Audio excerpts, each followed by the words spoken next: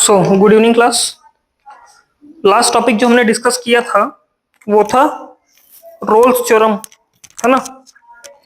उसके बाद डिफरेंशिएशन में क्लास टॉपिक बचता है, that is called as Lagrange's mean value theorem, है ना।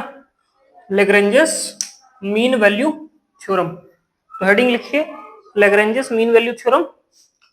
और इसमें एक स्टेटमेंट है, स्टेटमेंट लिखिएगा, देन आफ्टर इसके एप्लीकेशन पे चलते हैं हम लोग। इसमें लेग्रेंजेस मीन वैल्यू थ्योरम में पहले एक स्टेटमेंट लिखिएगा, if a function fx, if a function fx, if a function fx,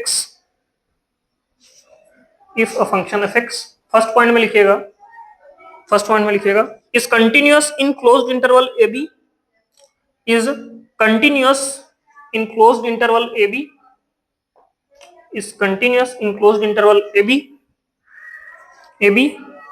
and second point में लिखिएगा and differentiable in open interval A B, and differentiable in open interval A B, and differentiable in open interval AB, then there is at least one value, then there is at least one value, then there is at least one value of C, then there is at least one value of C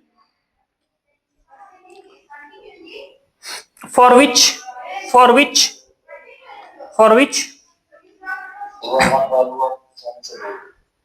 there is at least one value of C, there is at least one value of C in open interval AB, in open interval AB, in open interval AB, such that in open interval AB such that f dash C is equal to f of A minus f of B upon B minus, नहीं उल्टा है, f b minus f a upon b minus a, ये वाला। Then f dash c is equal to f b minus f a upon b minus a, f b minus f a upon b minus a, ठीक है। ये इसका statement है कि अगर कोई फंक्शन एफ एक्स है जो कि क्लोज्ड इंटरवल ए बी में कंटिन्यूअस है और ओपन इंटरवल ए बी में डिफरेंशिएबल है, तो ए और बी के बीच में कोई एक ऐसा पॉइंट जरूर होगा जहां पे f dash c equal to F of b minus f of a upon b minus a होता होगा। Is that point clear? Anyone, any doubt? इसमें किसी कोई डाउट है? अब ध्यान से देखना, पहले वाले जो हमने रोल्स थ्योरम का स्टेटमेंट लिखा था उसमें क्या था कि f of a equal to f of b होना जरूरी था। अगर f of a equal to f of b नहीं होता है तो हमारा जो है रोल्स थ्योरम एप्लीकेबल नहीं होगा, ठीक है। बट इसमें ऐसी कोई कंडीशन नहीं है, तो ये थोड़ा बेटर वर्जन है मीन वैल्यू थ्योरम का। पॉइंट क्लियर हो रहा है? ये थोड़ा better version of mean value theorem है बजाय कि रोल्स थ्योरम के, बिकॉज कि रोल्स थ्योरम में क्या हो रहा था कि अगर f of a equal to f of b नहीं होता है तो हमारा जो रोल्स थ्योरम है वो एप्लीकेबल नहीं होगा। Is that point clear? Anyone, any doubt? चलें आगे, इसका एक एग्जांपल देखते हैं पहले, ठीक है।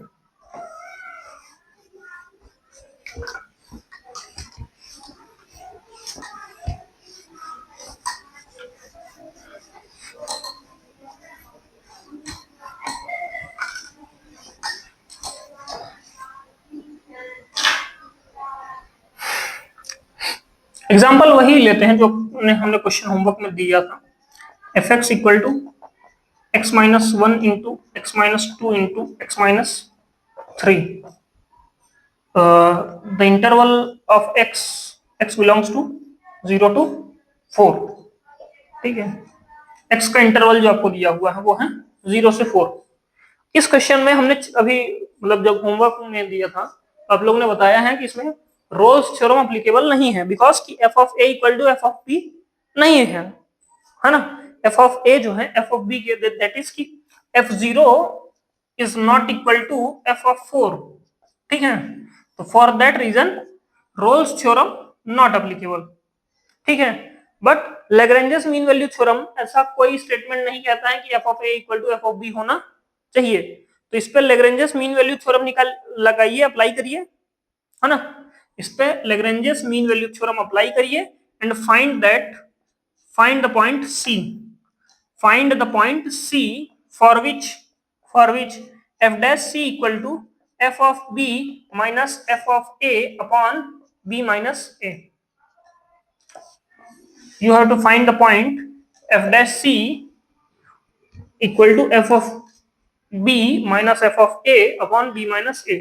आपको एक C पॉइंट फाइंड करना है जिसके लिए ये कंडीशन एग्जैक्टली सेटिस्फाई होती हो। सो स्टार्ट करिए क्वेश्चन को सॉल्व करना।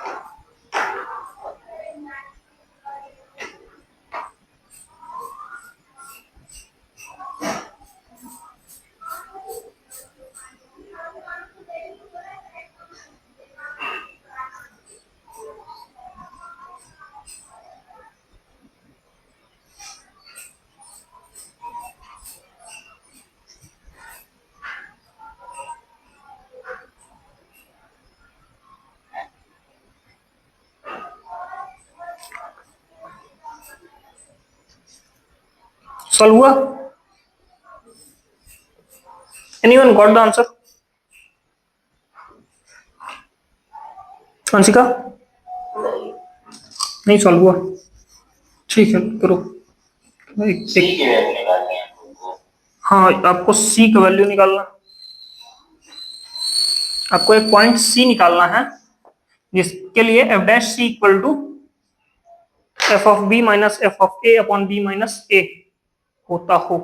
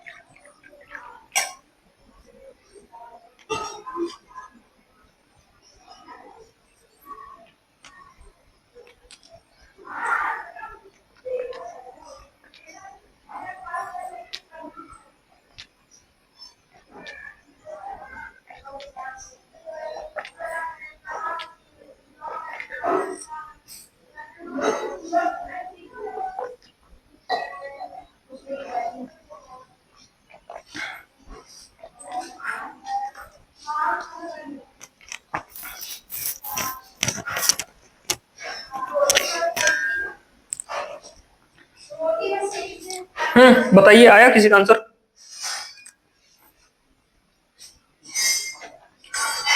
चलिए इधर ध्यान दीजिए, कर लीजिए।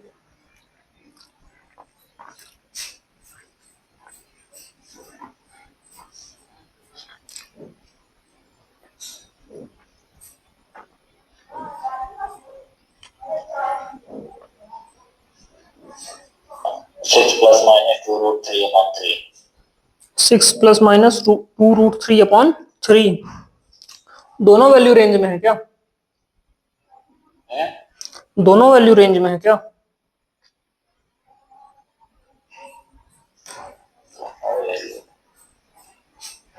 क्या बोले हो आंसर, एक बार फिर से बोलना। Six plus minus two root three by three ना, तो थ्री टू जा सिक्स, और हाँ है दोनों रेंज। ठीक, चलो कोई, देखो बता देते हैं कैसे सॉल्व होगा। अंशिका, इसका इक्वेशन बनाई हो? इक्वेशन क्या है थोड़ा सा बताओ मेरे को। अंशिका, एफ एक्स का इक्वेशन सॉल्व करी हो ना? X cube minus six x square plus 11x minus six, यही इक्वेशन है। ठीक है ना? तो यहां से एफ डैश एक्स निकालते हैं। एफ डैश एक्स कितना होगा? 3x square minus 12x plus 11, ये हो गया एफ डैश एक्स। ठीक है, अब f of b minus f of a upon b minus a, इसके इक्वल होना चाहिए ये, है ना? तो एक काम करते हैं, यहाँ पे बी का वैल्यू रखते हैं। बी का वैल्यू रखा तो कितना आया? एफ ऑफ बी कितना आया, मतलब एफ ऑफ फोर कितना आता है? F of four minus f of zero upon four minus zero, यही होना चाहिए। ठीक है, एफ ऑफ फोर कितना आता है, जल्दी बताइए। 3x square minus 12x plus 11 equal to F of four कितना आता है? ये अप्रोक्सीमेटली प्लस सिक्स आता है। एफ ऑफ फोर चेक करें क्या? ये होगा 64, ये होगा 96। 64 minus 96 minus sorry plus 44 minus 6, तो ये हो गया 102, और वो कितना हो गया? 64 और हाँ 108, ठीक है 102, ठीक है प्लस 6, और ये होता है माइनस 6, है ना? जीरो पे ये सब जीरो हो जाएंगे, माइनस 6 बचेगा, 4 माइनस जीरो, तो यहां से क्या हो जाएगा? 3x। अरे ये एफ जीरो और एफ फोर है ना, रेंज जीरो फोर दी हुई है ना, so 3x square minus 12x plus 11 is equal to 12 by 4, that is 3 हो गया, है ना? एक काम करो, ये ऊपर वाला क्वेश्चन नोट कर लिखो ना।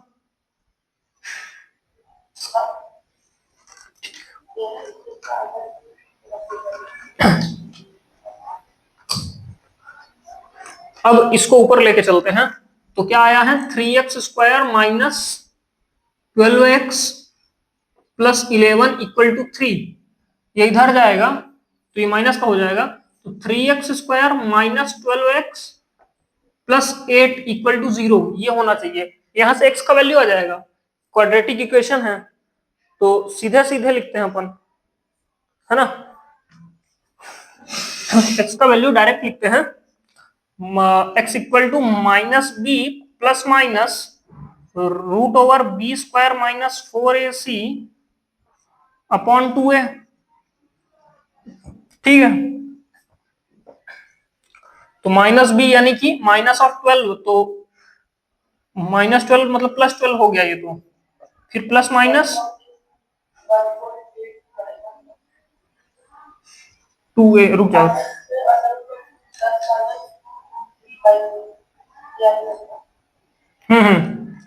सो यहां से क्या हो जाएगा? बी स्क्वायर यानी 12 का स्क्वायर यानी 144 माइनस 4 इंटू ए यानी 4 12 4 3 12 12 96, ठीक है, अपॉन 2a, तो 6 हो जाएगा ये, है ना? तो यहां से 12 प्लस माइनस रूट ओवर 12 12 नहीं 144, तो 12 48 बचता है ना, डिवाइड बाय 6। सो ये हो गया 12, और अगर 46 को 48 का रूट सॉल्व करेंगे तो क्या आएगा ये आंसर में, 16 29 4√3, ठीक है, डिवाइड बाय 6। 2 कॉमन लेके कट, 2 कॉमन लेके कैंसिल हो जाएगा, तो यहाँ पे बचेगा 6 प्लस 2 रूट प्लस माइनस 2√3/3, ये आंसर आता है। ठीक है अंशिका, चलें आगे। तो ये लैग्रेंजस मीन वैल्यू थ्योरम का एक एग्जांपल हो गया है। एक क्वेश्चन आप लोग होमवर्क के लिए भी लिख लीजिए।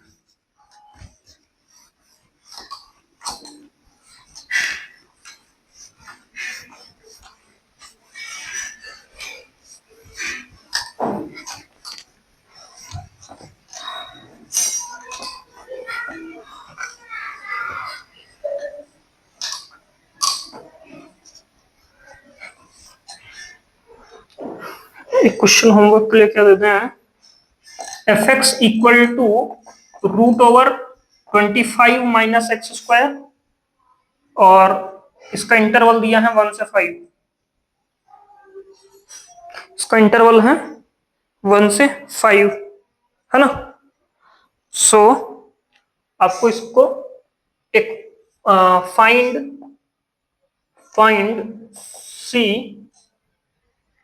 find c such that f dash c is equal to fb minus fa upon b minus a, fb minus fa upon b minus a, ये वाला, ठीक है। ये क्वेश्चन आपके होमवर्क के लिए है, नोट कर लीजिए, सॉल्व करके लाइएगा, ठीक है। And next heading is integration.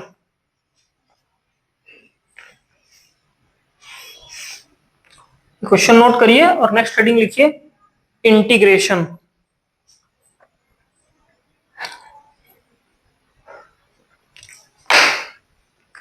Question note हो गया?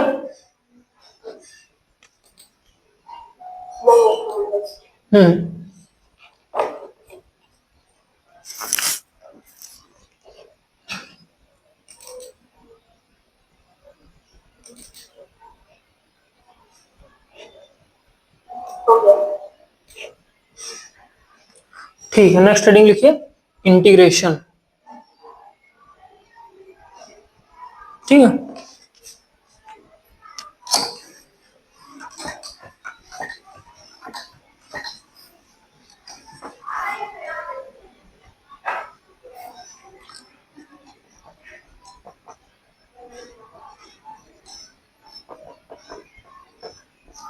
क्या होता है integration? Anyone, any idea?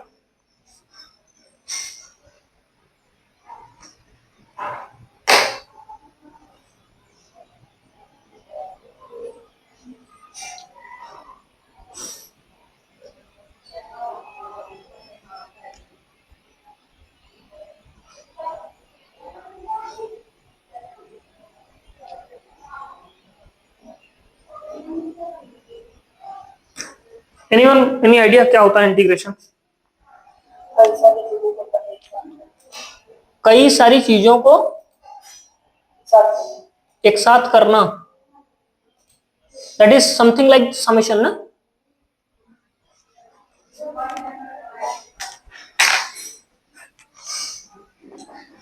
A form of summation, a form of summation, है ना। समेशन का एक फॉर्म है जिसमें हम लोग क्या करते हैं, to integrate few things together, मतलब है ना, फ्यू और मेनी थिंग्स टुगेदर, मतलब सारी चीजों को एक साथ इकट्ठा करके लाते हैं एक जगह पे, उसी को हम लोग बोलते हैं इंटीग्रेशन, है ना। पॉइंट क्लियर है कि जो कई सारी चीजें बिखरी हुई हैं डिफरेंट डिफरेंट फॉर्म्स में, उनको यूनाइट करना, है ना, वो कहलाता है आपका इंटीग्रेशन। ठीक है, सिंबॉलिकली इसको हम लोग ऐसे रिप्रेजेंट करते हैं, इंटीग्रल ऑफ एफ एक्स, है ना। मान लो इसका इंटीग्रेशन करने पे कुछ आता होगा, जी एक्स आता होगा फॉर एग्जाम्पल, है ना। तो ये क्या है, इंटीग्रेशन का सिंबल है कि अगर एफ एक्स को इंटीग्रेट किया तो कोई एक फंक्शन जी एक्स आता होगा फॉर एग्जाम्पल, अभी मान लेते हैं होता होगा।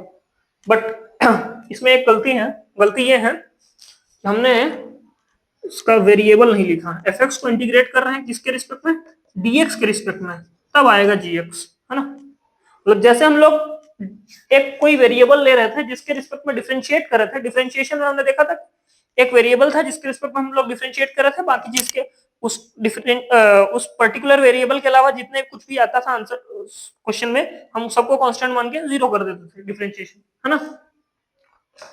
तो सिमिलरली इंटीग्रेशन में भी एक वेरिएबल होगा जिसके रिस्पेक्ट में इंटीग्रेशन होगा, है ना। बाकी कोई भी वेरिएबल होगा तो उसको कांस्टेंट मान के आगे बढ़ जाएंगे हम लोग, है ना।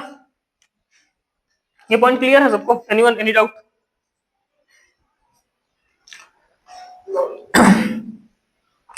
तो इंटीग्रेशन को सॉल्व करने के बेसिक जो फॉर्मेट्स हैं वो 4 फॉर्मेट्स हैं, ठीक है। किसी भी इंटीग्रेशन को जो अपन जो हमारे सिलेबस में है और जो हमको पढ़ना है उसको सॉल्व करने के 4 मेथड्स हैं जो बेसिक मेथड्स हैं, बाकी एडवांस पे भी अपन बात नहीं कर रहे हैं, ठीक है। कुछ देखेंगे उनको भी अगर रिक्वायरमेंट रहा तो।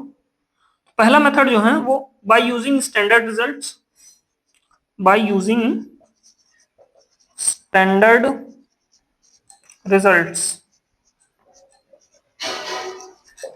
ठीक है, by using standard results.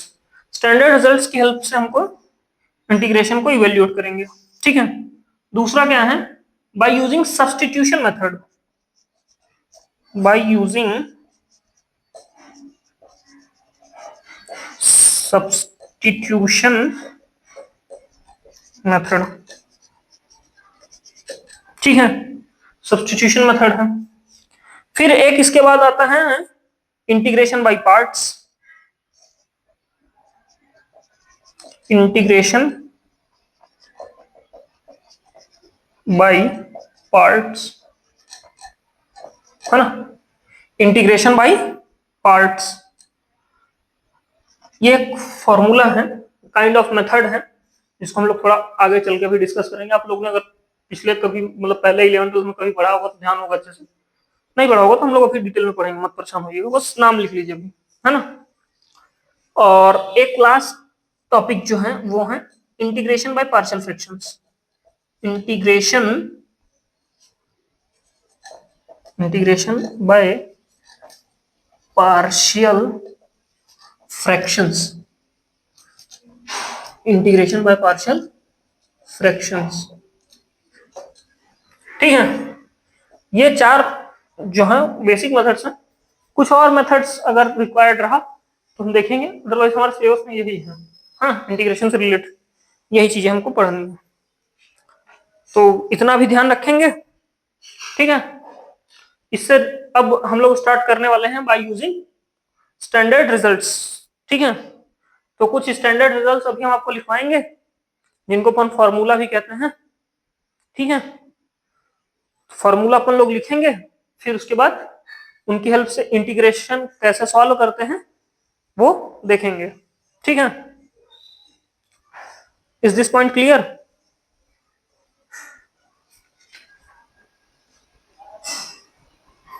Yes no? चलिए तो अपन पहले स्टैंडर्ड रिजल्ट्स पे चले हैं। उसके पहले इंटीग्रेशन में ना 2 फॉर्मूले वर्क करते हैं या 2 थ्योरम्स वर्क करती हैं, है ना, उनको देखते हैं थोड़ा सा, देन फिर हम लोग स्टैंडर्ड रिजल्ट्स पे चलेंगे, इंटीग्रेशन को इवेल्युएट करने की कोशिश करेंगे, ठीक है। तो हेडिंग लिख लीजिए, some useful results, some useful results, ठीक है, सम यूजफुल रिजल्ट्स। और आगे चलने से पहले एक डिस्क्लेमर दे देते हैं आप लोग को, स्टार करके चाहे तो लिख भी लीजिए कि इंटीग्रेशन बहुत अच्छे से पढ़िएगा, ठीक है। डिफरेंशिएशन अगर रिवाइज नहीं करे हैं, कहीं पे कुछ दिक्कत जा रही है, तो अभी जाकर डिफरेंशिएशन रिवाइज कर लीजिए। उसी का अपोजिट है लगभग इंटीग्रेशन, इसमें कुछ नए मेथड्स ऐड हो जाएंगी, तो वो भी अपन देखेंगे, ठीक है। मतलब कुछ नए कॉन्सेप्ट्स ऐड होते जाएंगे। एग्जैक्टली डिफरेंशिएशन का उल्टा नहीं है, डिफरेंशिएशन का उल्टा है, बट पूरा पूरा उल्टा नहीं है। इसमें कुछ नए मेथड्स, कुछ नए रूल्स, कुछ नए फॉर्मूलाज वगैरह ऐड होंगे, है ना। तो वो भी थोड़ा सा अपन देखेंगे, और इसी की हेल्प से हम लोग नेक्स्ट टॉपिक जो डिस्कस होने वाला है या बाद में डिस्कस करेंगे हम लोग, that is called as differential equation. तो अगर आपसे इंटीग्रेशन नहीं आता है तो ये मान के चलिए कि फिर आप डिफरेंशियल इक्वेशन सॉल्व नहीं कर सकते, ठीक है। और प्रोबेबिलिटी जो हायर लेवल वाला है, प्रोबेबिलिटी बेसिक वाला तो आप सॉल्व कर लेंगे, प्रोबेबिलिटी हायर लेवल वाला वो भी आप, मतलब जो प्रोबेबिलिटी डिस्ट्रीब्यूशन वाले टॉपिक्स हैं वो आप लोग सॉल्व नहीं कर पाएंगे अगर आपसे इंटीग्रेशन नहीं आता है तो फॉर दैट रीजन यहां पे स्टार पॉइंट लगा के लिख भी लीजिए कि इंटीग्रेशन जरूर, मतलब एकदम बहुत कायदे से करना है, ठीक है। ये ऐसा टॉपिक है कि मैथ्स में अगर मान के चलिए आपको इंटीग्रेशन आ रहा है तो आपका 5 से 6 नंबर आ जाएगा, बाकी कोई टॉपिक नहीं भी आ रहा होगा तो भी, बिकॉज की इंटीग्रेशन इटसेल्फ एक आध क्वेश्चन फंस